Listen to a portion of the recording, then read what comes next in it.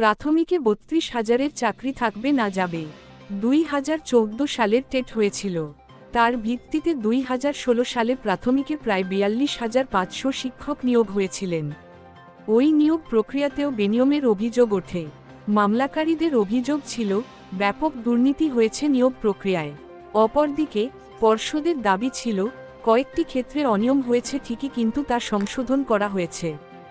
শেষ হয়েছে প্রাথমিকের ৩২,০০০-এর চাকরি বাতিল মামলার শুনানি। গত ১২ই নভেম্বর এই মামলার শুনানি ছিল কলকাতা হাইকোর্টের ডিভিশন বেঞ্চে। রায়দান স্থগিত রেখেছিলেন বিচারপতি তপব্রত চক্রবর্তী ও বিচারপতি ঋতব্রত কুমারের ডিভিশন বেঞ্চ। আজকে অর্থাৎ বুধবার এই মামলার রায়দান। ২০১৪ সালের বিজ্ঞপ্তি প্রকাশ। তারপর হয় নিয়োগ প্রক্রিয়া। একবার নয়, দুবার হয় এই নিয়োগ প্রক্রিয়া। প্রথমে নিয়োগ পান ৪২,৯৪৯ এবং পরবর্তীতে ১৬,৫০০ জনের নিয়োগ হয়।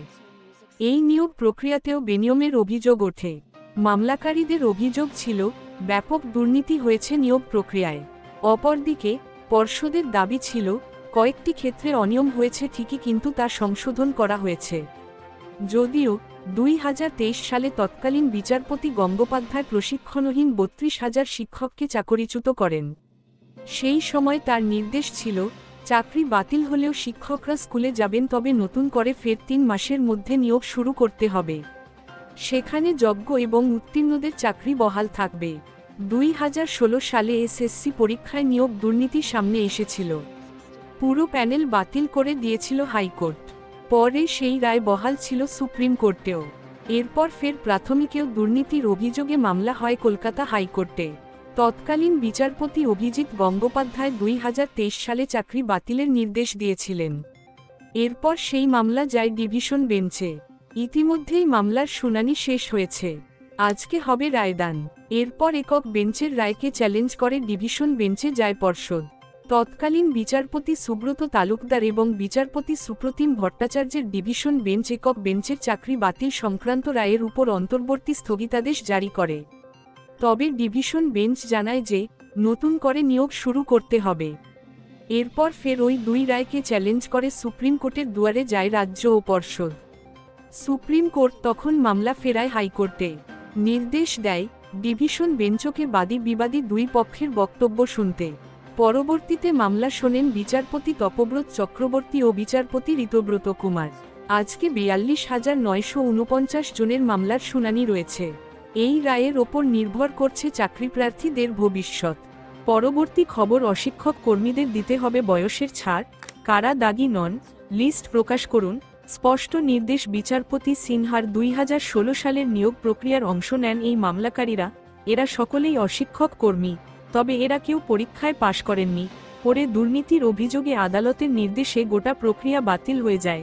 কিন্তু সুপ্রিম কোর্ট নির্দেশ দিয়েছিল দাগী না হলে তারা পরীক্ষায় বসতে পারবেন। দিতে হবে বয়সে ছাড়।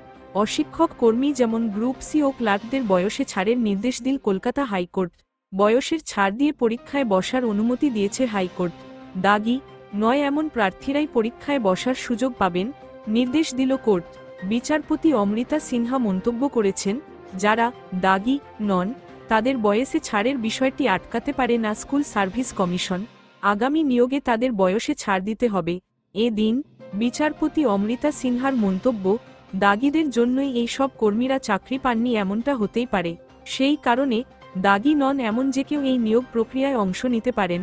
কারা কারা দাগী নন তাদের লিস্ট বের করারও নির্দেশ দেন বিচারপতি। আজ ছিল মামলার শুনানি। বিচারপতি অমৃতা সিনহা এদিন ফের কমিশনকে বলেন, আপনারা কেন দাগীদের চিহ্নিত করছেন না?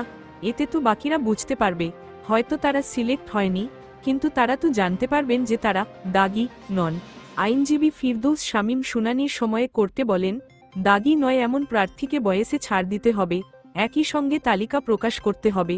শীর্ষ আদালতও এমন রায় দিয়েছিল। ফর্ম জমা দেওয়ার শেষ দিন আজ থেকে বাড়িয়ে ৮ই ডিসেম্বর করা হয়েছে।